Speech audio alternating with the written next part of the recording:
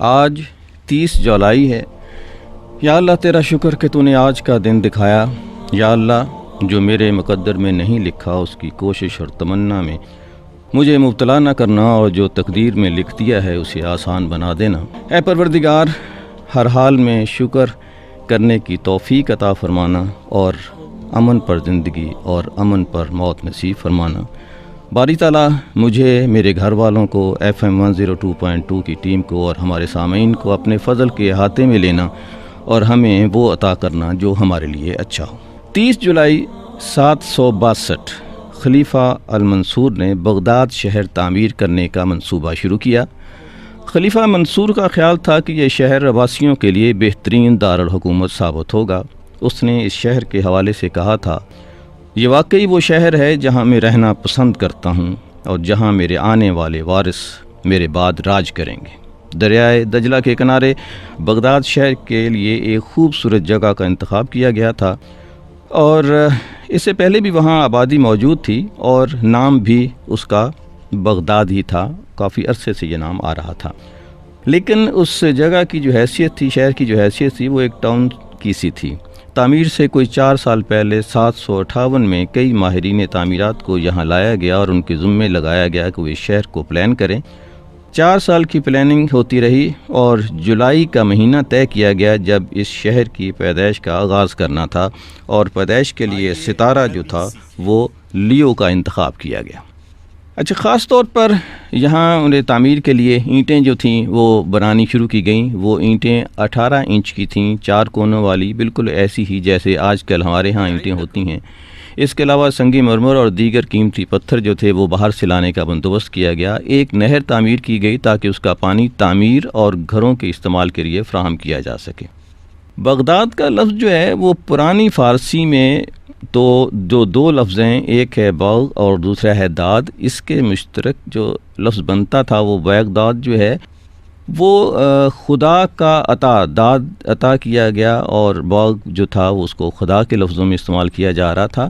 اس وقت جدید فارسی میں اس کا جو ہے باغ وہی باغ ہے جو کہ ہمارے ہاں باغ کا لفظ یعنی گارڈن کے لیے استعمال ہوتا ہے، اور داد جو ہے فیئر کے معنوں میں، خوبصورت کے معنوں میں، نیٹ کلین کے معنوں میں استعمال ہوتا ہے، اور اس طرح یہ لفظ جو ہے آج کل خوبصورت باغ کے لیے استعمال ہوتا ہے۔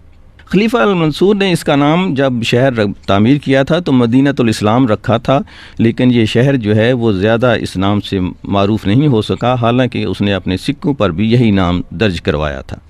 شہر کے چاروں طرف ایک فصیل تھی اور 4 دروازے، 4 دیواریں، اور یہ جو 4 دروازے تھے ان کی سمت جو ہے وہ 4 دوسرے اسلامی ممالک کی طرف نشاندہی کرتی تھیں، جس میں خاص طور جو شہر آتے تھے وہ کوفہ، بصرہ، خراسان اور دمشق تھے، اور اسی وجہ سے یہ جو دیواریں تھیں ان کو بھی انہی شہروں کا نام دیا گیا تھا، یعنی وہ دیوار جو کوفہ کی طرف تھی اسے دیوار کوفہ، اور بصرہ اور خراسان اور دمشق جو ہے ان دیواروں کے نام رکھے گئے تھے۔ بغداد نے مسلمانوں کے لیے ترقی کے دروازے کھولے، اور دارالحکمہ جو یہاں ایک قائم کیا گیا تھا اس نے اس میں کلیدی رول ادا کیا۔ خلیفہ المنصور اسے تحریک ترجمہ کہتا تھا، یعنی کہ ایسی موومنٹ جس میں ترجمہ جو ہے وہ کیے جاتے تھے، اور دنیا بھر سے جو علوم تھے ان کو عربی میں ترجمہ کیا جاتا تھا، اور جس کی وجہ سے آنے والے دنوں میں مسلمانوں نے علم و حکمت کی وجہ سے دنیا پر راج کیا۔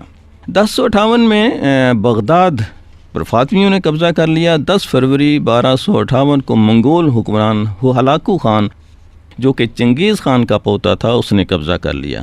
ہلاکو خان نے شہر کو تباہ و برباد کر دیا اور اس کے بعد مسلمان نہیں سنبھل سکے۔ 1534 میں بغداد عثمانیوں کے قبضے میں آیا۔ 1917 تک بغداد پر عثمانیوں کی حکومت رہی۔ پہلی جنگ عظیم کے بعد اس پر برطانیہ نے قبضہ کر لیا اور بتدریج وہاں یہودیوں کی تعداد میں اضافہ ہوا، خاص طور پر جب وہاں برطانیہ نے بادشاہت قائم کر دی۔ یہ 1932 کی بات ہے جب برطانیہ نے وہاں بادشاہت قائم کر دی۔ یہودیوں کا اضافہ اتنا تھا کہ وہ 40% تک یہودی یہاں ہو گئے تھے، اور جو ان کی جو معاشی صورتحال تھی، اکانومی جو تھی، اس میں 60% حصہ جو تھا وہ یہودیوں کا تھا۔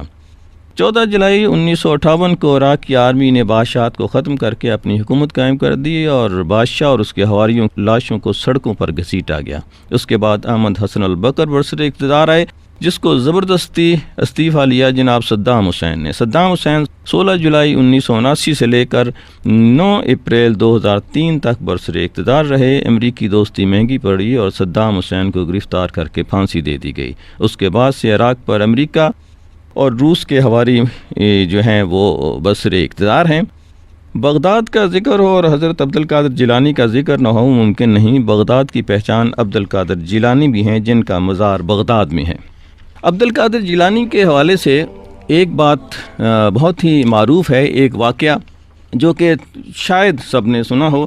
میں نے اس وقت سنا تھا جب میں کوئی دوسری تیسری چوتھی جماعت کی کلاس میں پڑھتا ہوں گا۔ ہمارے کتاب کا نصاب کا حصہ ایک واقعہ ہوتا تھا کہ عبد القادر جیلانی بہت بچپن میں ان کو کوئی سفر کرنا پڑا تو ماں نے ان کو ایک نصیحت کی کہ بیٹا جھوٹ نہیں بولنا، اور اس کے بعد کچھ دینار تھے جو ان کی قمیص میں کہیں انہوں نے چھپا کے سی دیے تھے۔ رستے میں جب قافلہ جا رہا تھا تو وہاں ڈاکوؤں نے اس پر حملہ کر دیا، سب کچھ جو تھا لوٹ لیا۔ عبد القادر جیلانی جو تھے ان کو بھی ڈاکوؤں کا سردار تھا اس کے سامنے پیش کیا گیا اور اس نے پوچھا کہ لڑکے تمہارے پاس کچھ ہے؟ تو اس نے کہا کہ ہاں کچھ دینار ہیں میرے پاس۔ تو اس نے کہا کہ کہاں ہیں؟ تو اس نے کہا یہ میرے ادھر اس طرح سے سیے ہوئے ہیں چھپا کر، جو یہاں چاہیں تو آپ یہاں سے نکال لیجئے۔ تو انہوں نے جب دیکھا پہلے تو سمجھا کہ شاید بچہ مذاق کر رہا ہے، لیکن جب وہاں دیکھا تو واقعی دینار موجود تھے جو اصل صورتحال میں شاید ڈاکوؤں کا نہ مل پاتے۔ تو ڈاکوؤں نے جب یہ دیکھا تو وہ حیران رہ گئے کہ ایک چھوٹا سا بچہ جو ہے وہ کس طرح سے سچ بول رہا۔ تو اس نے پوچھا کہ کیوں تم نے یہ چھپایا نہیں اور ہمیں سچ سچ بتا دیا؟ تو اس نے کہا میری ماں نے کہا تھا کہ بیٹا جھوٹ نہیں بولنا، تو میں نے اس لیے جھوٹ نہیں بولا۔ تو وہ جو ڈاکوؤں کا سردار تھا وہ اس سے بہت متاثر ہوا۔ اس نے نہ صرف ان کے اپنے جو تھے دینار وہ واپس کر دیے بلکہ تمام قافلے کا لوٹا ہوا سامان بھی جو تھا وہ واپس کر دیا۔ عبد القادر گیلانی جو ہیں اس کے چاہنے والے، اس کے ماننے والے ایران میں، پاکستان میں بہت ہیں، لیکن ان کی طرح سچ بولنے والے کم ہیں۔ عبد القادر گیلانی جو تھے 15 جنوری 1166 کو انہوں نے بغداد میں وفات پائی اور ان کا مزار بھی وہیں ہے۔ آج 30 جولائی جب بغداد شہر کی تعمیر کا آغاز کیا گیا۔ 30 جولائی 1980 ایک نئی ریاست کا قیام عمل میں آیا، نام تھا اس کا وانواتو، جس نے UK اور فرانس سے آزادی حاصل کی۔ ایک جزیرہ ہے جو کہ جنوبی پیسیفک اوشن میں واقع ہے۔ اس کا دارالحکومت پورٹ ویلا ہے۔ زبانیں ان کی ایک تو بیسلما جو ان کی اپنی کوئی زبان ہے، انگلش اور فرینچ وہاں بولی جاتی ہیں۔ وانواتو کے لوگوں کو یوم آزادی مبارک ہو۔